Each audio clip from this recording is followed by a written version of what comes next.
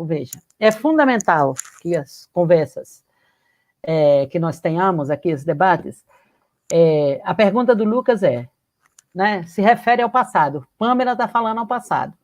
É necessário que a gente explicite que quando se vai ao passado, não é por nenhum saudosismo, não é reacionariamente, não é dizendo, como alguns canalhas, disse aquilo que era tempo bom, como Lucas falou, não é disso que se trata. Se trata de, é necessário conhecer o passado para atuar no presente e perspectivar o futuro. Então, é sempre este movimento histórico, o movimento da história que nos interessa. É impossível apanhá-lo, analisar qualquer coisa sem conhecer sua gênese e seu processo de desenvolvimento. Então, é nesse sentido, sem nenhum saudosismo. Não é isso? Veja. Na verdade, a partir de 1994, o movimento feminista conhece uma cunha. Veja, a partir dos anos 1970, com a crise do capital e todo o processo que o capital precisou se reorganizar, objetivamente mudando da linha de produção para a ilha de produção e subjetivamente fazendo circular o conjunto de discursos que nós conhecemos, o capital quase é derrubado pelo movimento social em todo o mundo, movimento de trabalhadores. Se o capital precisou se reorganizar naquilo que se refere à linha de produção, ele também é necessário que ele criasse, diz o velho Marx, as ideias dominantes são ideias das classes dominantes, um conjunto de ideias que o ajudasse na manutenção da sua própria lógica. Este conjunto de ideias se chama pós-modernismo. Obviamente que não somos idealistas para dizer que é só as ideias. Só quero dizer que o que significa o pós-modernismo? Significa o capital precisava dar resposta às questões colocadas na luta, seja pelo movimento negro em todo o mundo, como Pamela citou, saindo de guerras, né, coloniais lá em África, nos Estados Unidos pelos direitos civis, etc., etc., em todo o mundo, ou a luta de mulheres que, de forma diferenciada, desigual e combinada, diríamos, em todo o mundo, mas se expressou no Brasil com um pouco mais de retardo, mas no conjunto do mundo um pouco mais cedo. Mas veja, a década de 1990 conhece já um amadurecimento do movimento feminista. E aí o capital precisa intervir.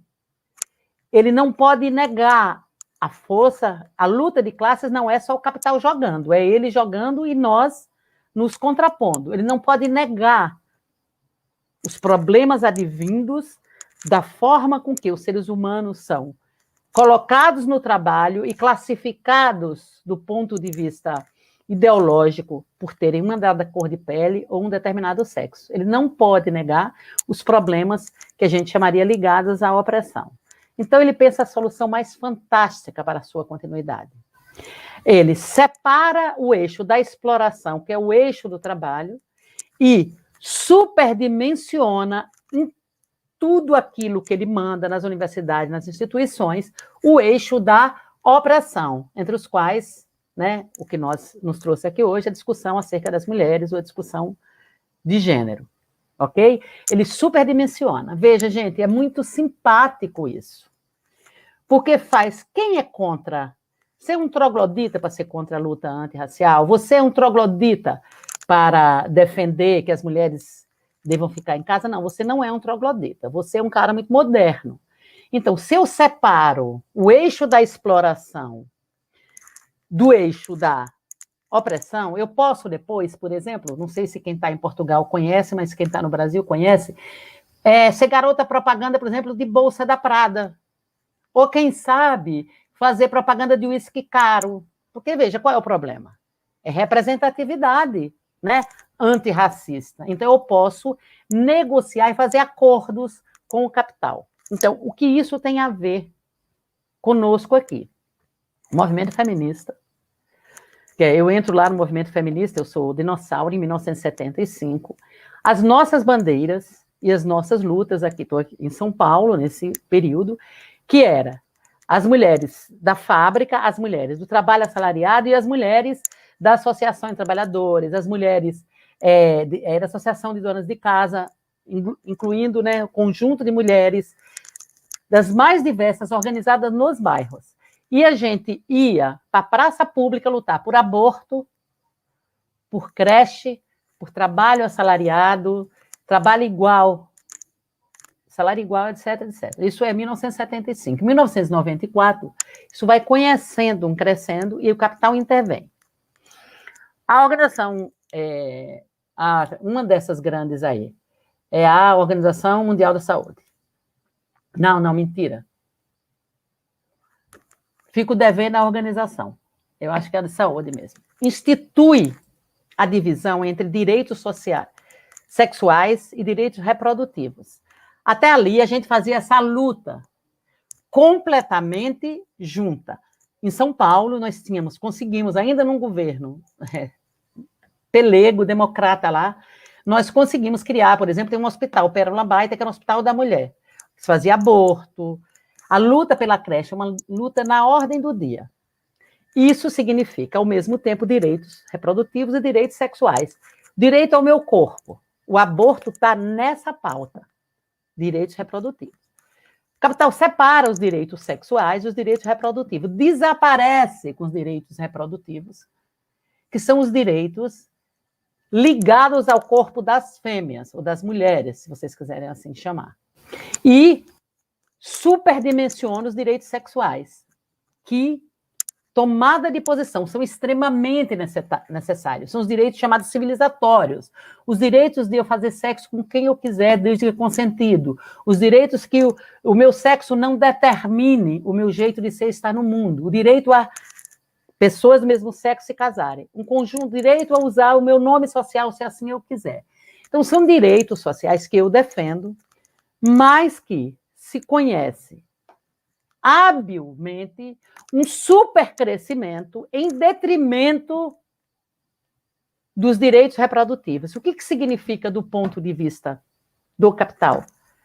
Creche, direito a aborto, lavanderia coletiva, etc., significa que o capital precisa de investir. Tudo que for custo para o capital ou para o seu Estado é o Estado mínimo para os trabalhadores. Então, desaparece. Olha que solução brilhante. O capital aparece como... Acabou a história, gente. Só tem isso. Grande ente civilizatório defendendo mulheres e negros sem alterar nada na sua estrutura. Ok? Então, veja. Como é que o movimento feminista está hoje? Apropriado majoritariamente pelos pós-modernos, assumidos ou não. Não adianta só xingar os pós-modernos. De que estamos falando? Por hordas e hordas que gasta toda a sua energia batendo nos danosos, horrendos e desprezíveis sistemas opressivos, mas que silenciam convenientemente sobre a lógica exploratória do capital. O que significa que os assumidos, veja, qual é a gravidade disso? Se fosse eles, a gente esquecia que eles existem. Mas é que é uma discussão que vai mesmo no coração concreto da juventude, dos novos militantes, dos que estão chegando, que estão se situando no mundo e dizendo, não, eu não quero mais viver a violência racial, eu não quero viver a violência de gênero. Então, veja, esse discurso muito sedutor, que é o identitarismo, toma como se fosse a única forma de fazer a discussão da opressão via identitarismo. Não. A opressão deve ser discutida, é uma obrigação central nossa, não é acessória, como pensa setores mecanicistas do marxismo, não é acessória, é uma discussão fundamental de ser feita. No entanto, ela deve ser feita não como identitarismo, mas como opressão e seu papel na construção da exploração. Veja, infelizmente, Lucas, mesmo entre os marxistas, e isso é palmas para o capital, cada vez mais setores. Primeiro, que é uma confusão. Se dizer marxista hoje virou sinônimo de se dizer de esquerda, porque um pouco está na modinha, né? Ser marxista hoje. É ser de esquerda. Então, aí você vira youtuber, você faz sucesso na televisão, você vira... Vocês já sabem. Então, veja. Ser marxista não é ser de esquerda. Tem um monte de gente de esquerda, revolucionários, como os anarquistas, como tantos outros, que não são marxistas e são revolucionários, e são de esquerda. Não são de esquerda, não são tão revolucionários aí. Um monte de reformistas, mas são de esquerda. Ser marxista é utilizar um método de análise do real, no qual o trabalho tem centralidade. É a partir dele, voltando para ele, como fez a Pamela na sua fala, que as análises são feitas. Não é isso? No entanto, as ideias dominantes são ideias da classe dominante. Não é isso? Se apropriaram brilhantemente, inclusive das revistas e toda a massa média que a gente considerava até aqui como marxista. E quando vão fazer análise de gênero, recai no mais violento pós-modernismo. Uma revista conhecidíssima no Brasil, que um dia desse publicou um texto dizendo que as mulheres não podiam mais utilizar o nome mãe, porque seria um nome, na análise dessa marxista, transfóbico. Né? Veja. A luta dos setores oprimidos não são sinônimo de identitarismo. As lutas de salário igual para trabalho igual, formação política das mulheres, creche, direito ao aborto, são lutas que incidem sobre o capital. Elas desaparecem, no seu lugar entram as lutas etéreas, idealistas, travadas aqui, no campo das ideias, extremamente, sem nunca negar a extrema importância, e a isso que eu dedico os últimos 47 anos da minha vida, a fazer a luta no coração mesmo da luta das mulheres e contra o racismo. Veja. O que aconteceu é que as lutas, segundo a lógica maravilhosa do cada macaco no seu galho, as lutas assumiram compartimentos estanques. O método e a teoria que eu adoto para pensar o real nos fala da totalidade. Qual é a relação entre o universal, o particular e como é que elas se singularizam, atravessada por todos esses processos. Como é que essas questões são travadas? Mulheres aqui de um lado, negros do outro lado, homens do outro lado, e a classe em nenhum lugar. Né? Enuncia-se o fim da classe. É muito antigo ficar falando de classe. Veja, se joga o bebê com a água do banho. Os marxistas são cegos ao gênero. Sim, são. Os marxistas, a maioria das ciências sociais são. No entanto, convenientemente se esquece que essa cegueira do gênero perpassa toda a sociedade e todos os intelectuais. Fica só, então a gente joga junto o marxismo com a água do banho. Eu quero lembrar para vocês, eu lembrei no site que eu fiz lá, na live que eu fiz lá com o pessoal de Pernambuco, o pessoal do Debate e Papo. Eu só quero lembrar que as principais lideranças negras no Brasil vão à TV fazer preces públicas para que os deuses, os orixás, acabem com o marxismo. Então, não é escondido. A demonização do marxismo não é feita só pela direita que está no poder no Brasil. Também é por esses setores pós-modernos da luta antirracista e da luta feminista. Tá? Veja. As condições objetivas que a classe trabalhadora conhece após os anos 1970, nesse período que a gente chama de acumulação flexível, tem, como a Pamela acaba de nos demonstrar, mudanças diferentes a depender de que país você está. Cêntrico, não cêntrico, no centro mais subordinado, como é o caso de Portugal, etc, etc. Esse processo impactou a subjetividade da classe trabalhadora, especialmente das suas representações.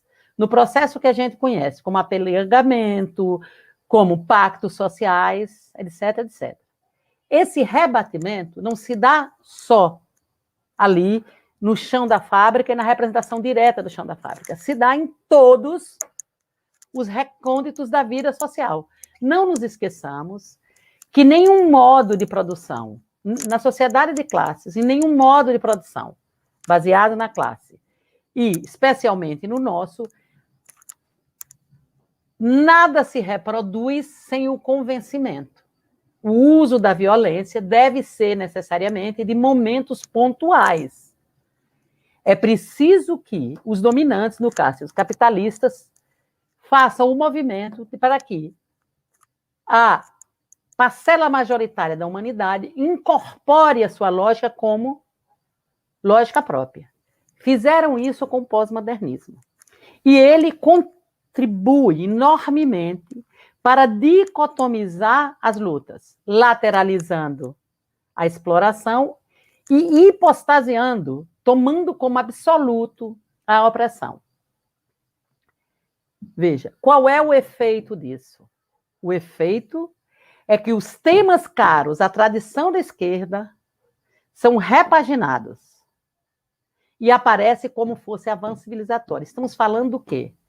Sai emancipação, a cara palavra que nós lutamos pela emancipação aqui no capitalismo, política dos seres sociais, em direção à emancipação humana. Sai emancipação, entra empoderamento. Sai solidariedade de classe, entra sororidade.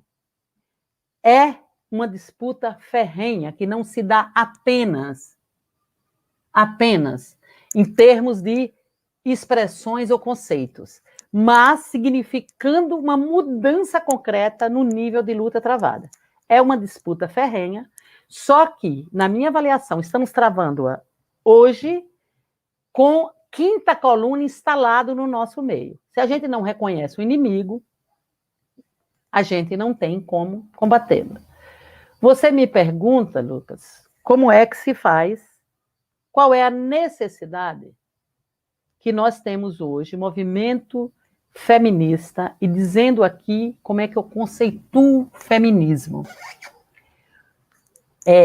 Os seres humanos nascem portadores de aparelhos genitais X ou Y. Isso se chama biologia, sexo. Sobre eles se constrói um conjunto de qualidades que deveriam, segundo a lógica patriarcal, estar colada ao sexo. Se você tem pênis, é um conjunto de características que a gente denomina de masculinas. Se você tem vagina, é um conjunto de características que se chamam de femininas. E a isso se chama gênero, acoplar essas qualidades aos corpos. Ok? Então, veja. O gênero é esse conjunto de características dicotômicas e empobrecedoras. Na medida que, e essa luta obedece a uma lógica que a gente não vai poder fazer aqui, que a gente não vai poder travar aqui, explicar, obedece uma lógica de manutenção do capital. Então, veja, o primeiro papel nosso é romper com a dicotomia, que de um lado é a luta de classes e do outro lado é a luta contra as opressões. Isso é um recado para nós que estamos aqui no interior de uma teoria revolucionária que nos pretendemos. Porque para os outros eu não falo para adversário e também não falo para inimigo. É preciso superar, e para mim é exitoso ver companheiros buscando travar essa luta, porque o que é feminismo para mim? Se o patriarcado diz que é uma concretude, elabora o gênero como o teu corpo de macho é masculino e de fêmea é feminino, e esta opressão ela não é igual sobre os corpos, ela recai sobre todos, mas ela majoritariamente é contra o corpo das mulheres.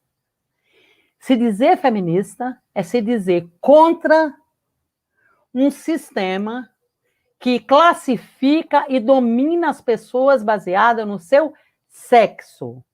Então, obviamente, as lutas das mulheres devem ser protagonizadas pelas mulheres. Mas a luta feminista deve ser travada por todos, independente do seu órgão genital. por todos aqueles que são contra o fato das pessoas serem classificadas por órgão genital. Então, esta é a luta feminista. Obviamente que, da mesma forma que na luta de classes, nós, por exemplo, os professores, nós, os trabalhadores da educação, não somos nós que dirigiremos a revolução. Nós fazemos a nossa parte, nós educamos a classe, partimos do pressuposto que é a classe trabalhadora, estrito sensu, operária, que dirige essa luta. Nós temos uma contribuição importantíssima, mas não somos nós que dirigimos, nós não protagonizamos essa luta. Da mesma forma, a luta feminista deve ser, sim, protagonizada por mulheres, mas é uma luta a ser travada por todos, porque senão nós recaímos em, se tiver vagina, é a favor da luta das mulheres. E agora me explique no Brasil a Damares e tantas outras. Ou a luta feminista é uma luta no coração mesmo da revolução, ok?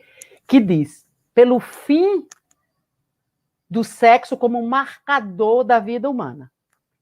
Então, veja, a meu ver, o modo de produção pode, eu não digo, gente, que ele vá, mas eu digo que tendencialmente, em hipótese, hipoteticamente, deixa eu ligar o ventilador que eu estou pingando.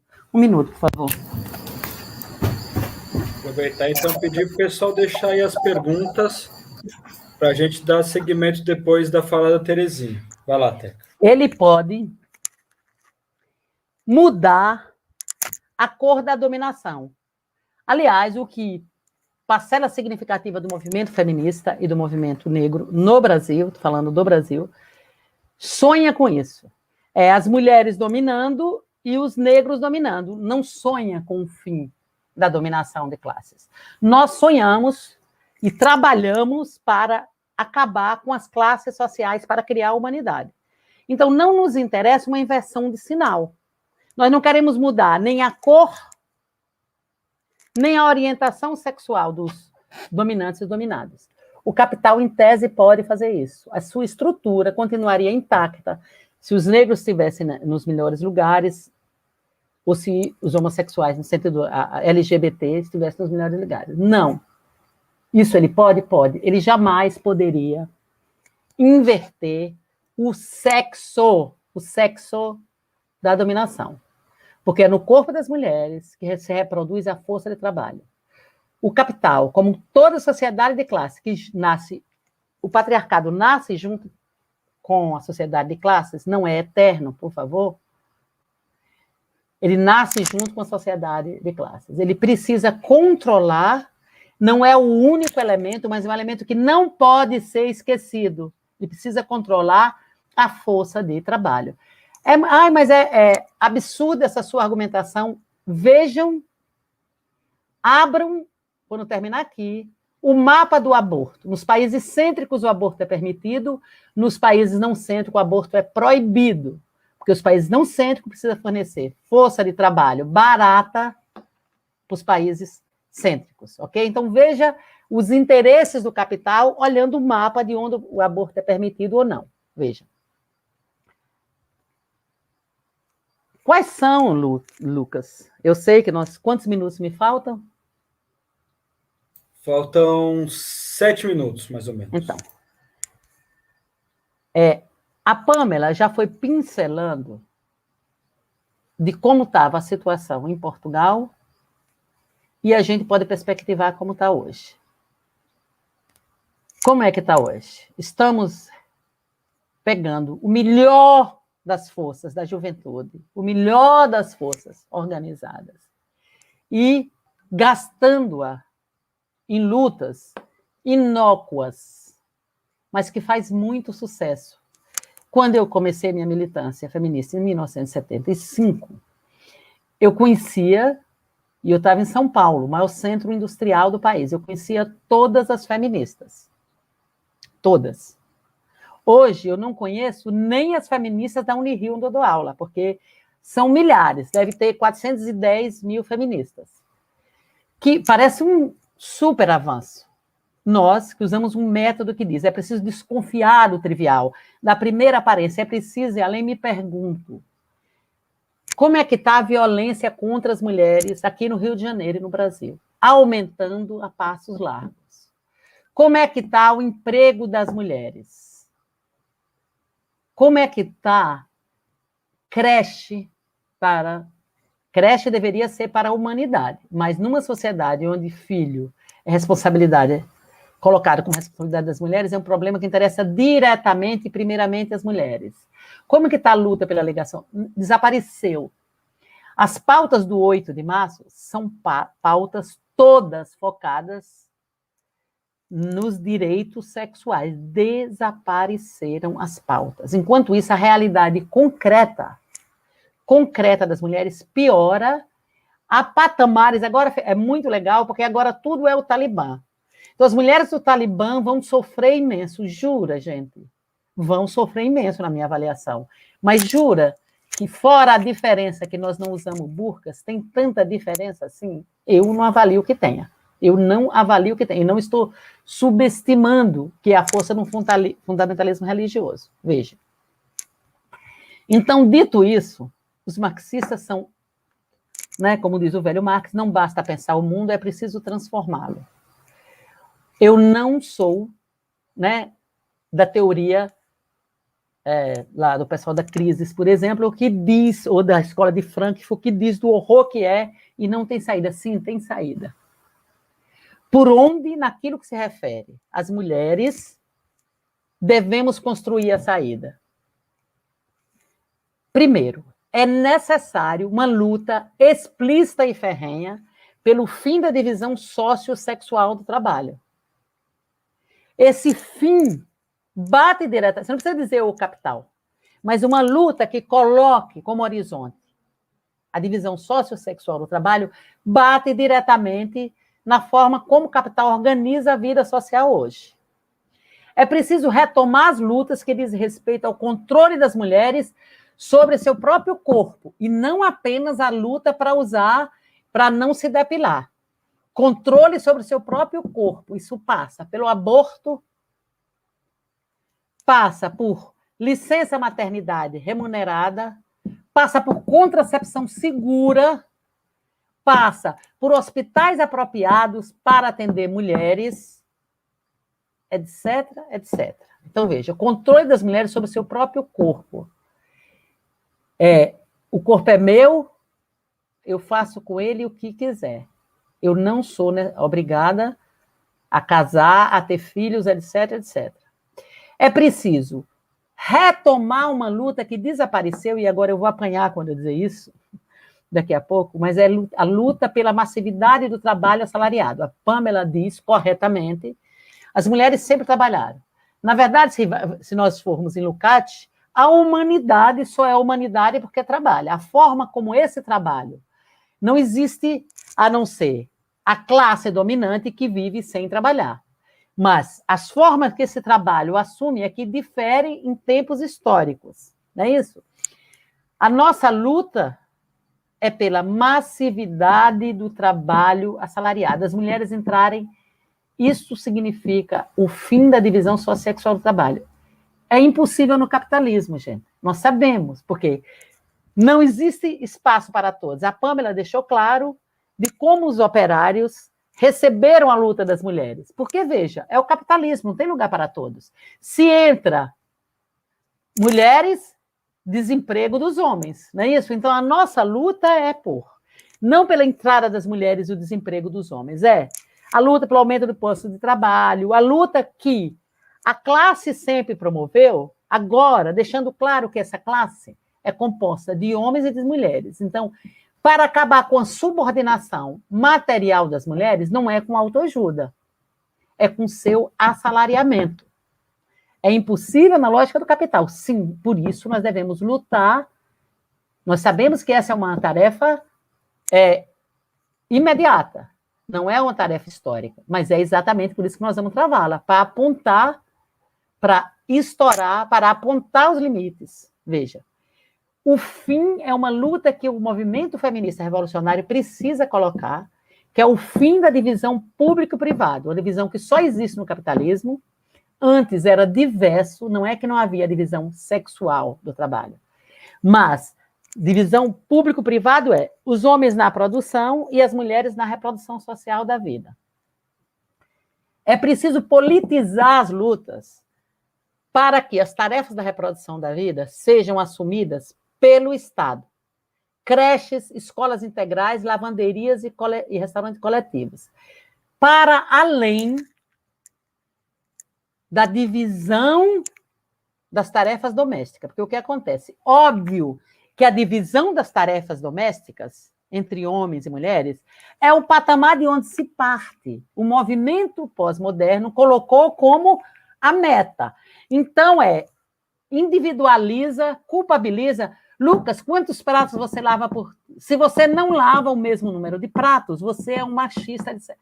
Despolitiza essa discussão. Então, óbvio que o patamar é a divisão, partir da divisão de tarefa, mas nosso patamar é coletivização dessas tarefas, bancada pelo Estado. Creches em período integral, escola em período integral, creche em período integral, lavanderias, locais de limpeza e restaurantes coletivos. Veja, porque lutar para que as mulheres continuem exercendo é a nova tarefa, vocês já sabem. As mulheres continuam exercendo as mesmas funções, só que agora remunerada. Primeiro, gente, é desconhecer rapidamente, na Argentina foi aprovado, pagamento das mulheres que ficam em casa, que fazem o trabalho de reprodução. Em primeiro lugar, é desconhecer o papel fundamental que a reprodução social da vida tem na composição do salário.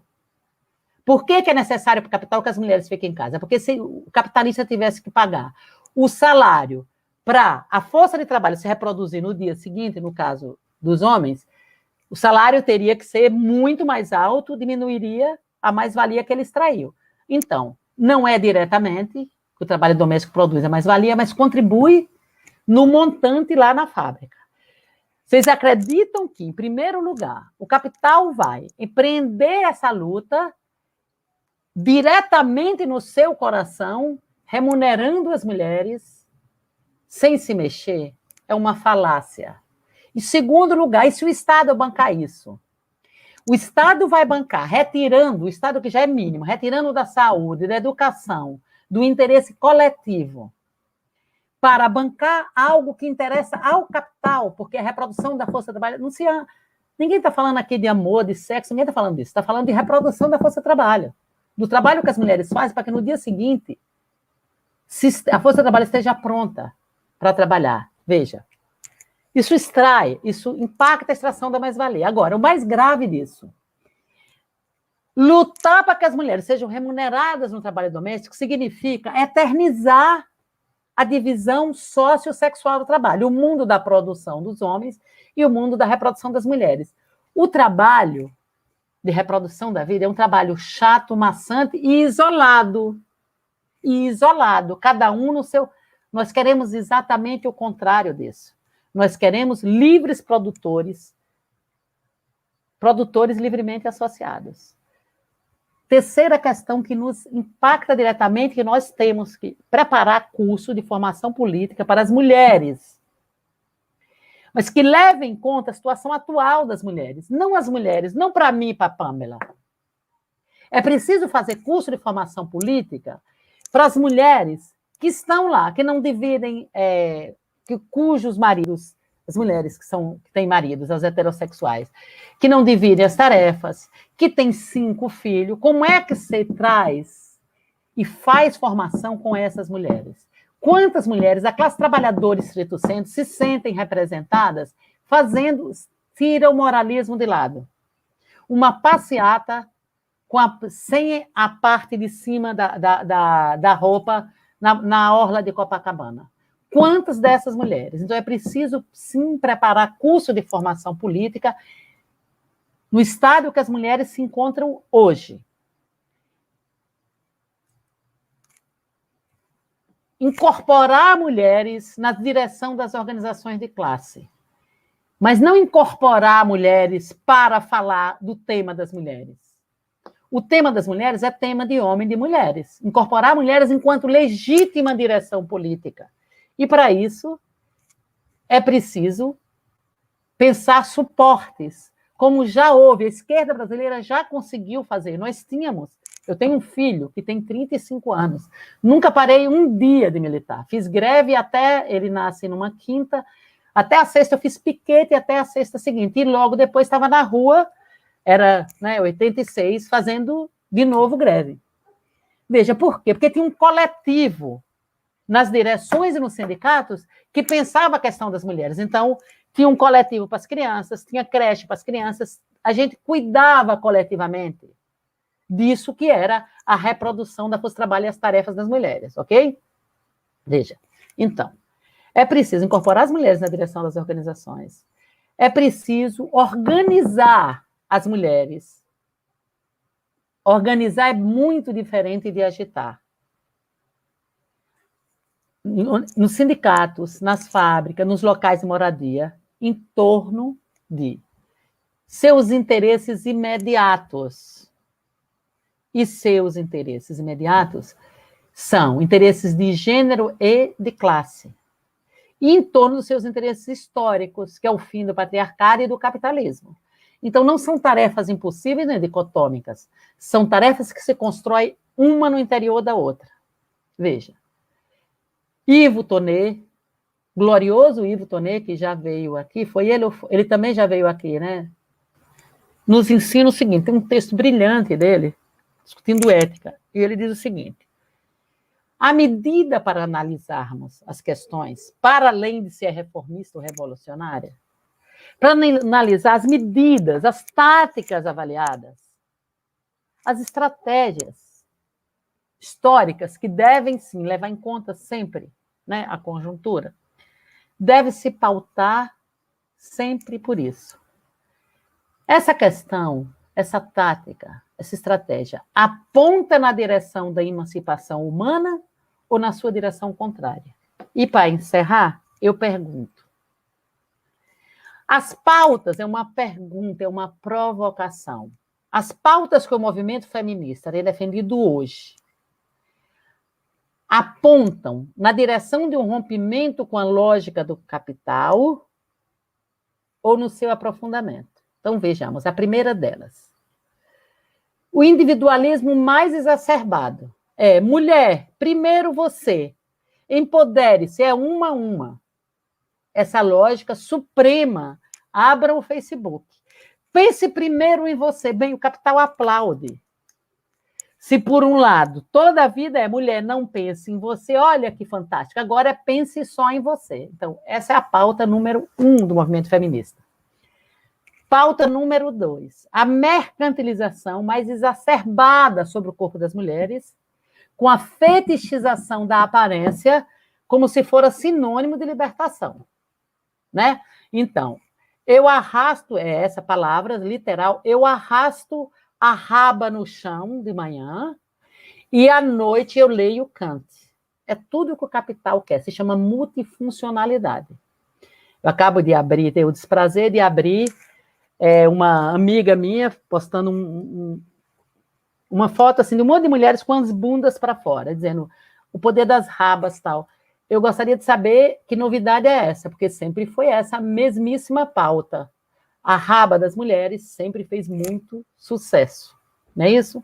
Então, veja, fetichização da aparência se chama. Terceira questão colocada, em que direção aponta?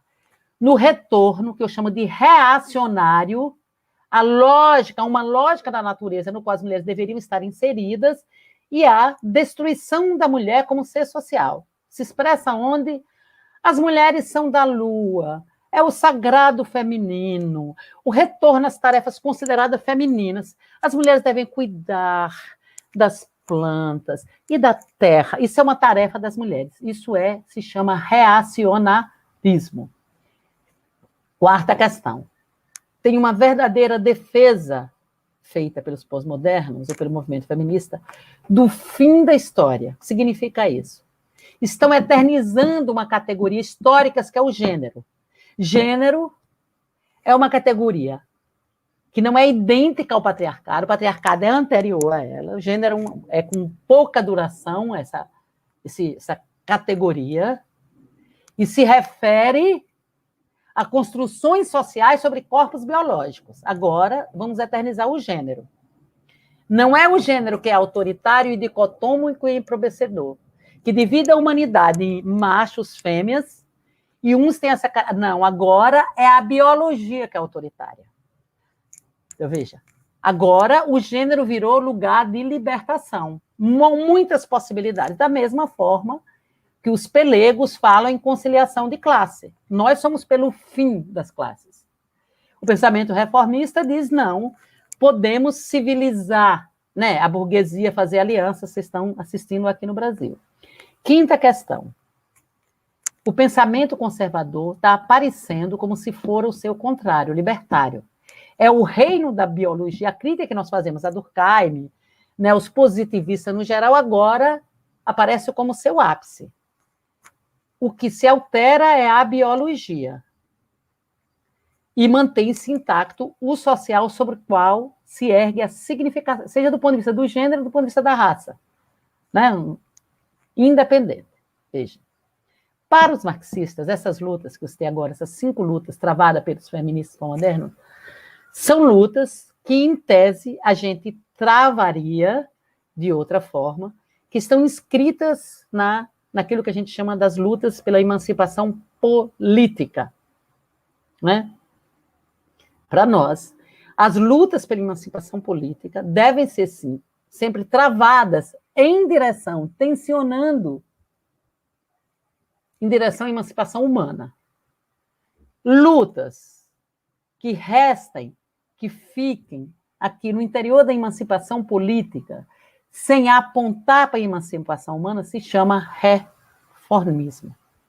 Então, a pergunta para que a gente pense a discussão das mulheres hoje é a pauta de luta, 5 itens que eu elenquei antes, contribui para a emancipação humana?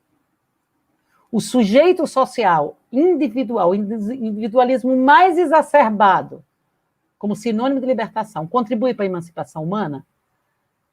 Contribui para o enfraquecimento da lógica do capital como lógica única e inamovível, como eles querem falar? Aproxima as mulheres e as constitui enquanto classe trabalhadora, promove aquilo que Marx tão sintética e brilhantemente disse, trabalhadores do mundo, univos, mulheres como classe e como gênero. As lutas feministas hoje promovem? Não. Ou, essas lutas, ao meu ver, retira a inserção da classe como importante, não existe mais. E divide e separa por segmentos, obedecendo à lei primeira do capital, que é dividir para reinar. Então, é cada macaco no seu galho. Quanto mais dividido, mais libertário. Não é isso? E aqui eu não estou falando da divisão entre homens e mulheres, estou falando de divisão de classes. Porque divisão entre homens e mulheres não é divisão, é diferença. Questionamentos que precisam ser feitos, por mais inconvenientes que sejam. É tarefa nossa, assim como Marx. Eu não sou nada modesta, vou buscar exatamente no meu referencial mais alto. Marx era amigo do Feuerbach. Incorpora Feuerbach e faz a crítica. Marx tem como seu grande mestre Hegel. Lê Hegel e vira de cabeça para baixo. Não estamos, em tempos, encerro aqui agradecendo, em tempos de nos iludirmos com aparências. Quando essa aparência ganha áreas de unanimidade em todas as massas e média, essas formulações de gênero que eu aponto aqui, ganha nas novelas, nos filmes, em todas as televisões, atos de que, olha, une todo mundo em torno dessa pauta, o futuro candidato a presidente, aqui pela 5ª, 6ª via, sei lá, o cara do Rio Grande do Sul, acaba de se declarar, já tem uns 3 meses, se declarar homossexual. Nossa, palmas de todo mundo. Veja, continua com a mesma pauta conservadora no que se refere ao direito dos trabalhadores. Então, o meu chamamento aqui, estou em excelente companhia, é que tem uma aparência enganadora. Ela não é falsa, ela é parcial, devemos lutar com ela. Mas é necessário, quando o nosso inimigo está aplaudindo tão veementemente as pautas colocadas dessa forma unitária, retira dessas pautas apenas aqueles que querem acabar com o modo de produção capitalista, é preciso que nós nos perguntemos, para além das simpatias imediatas, para além de não querer comprar briga, para além daquele camarada que a gente tem do lado, que a gente gosta muito, é preciso se perguntar a que serve. A luta feminista, não há revolução sustentável.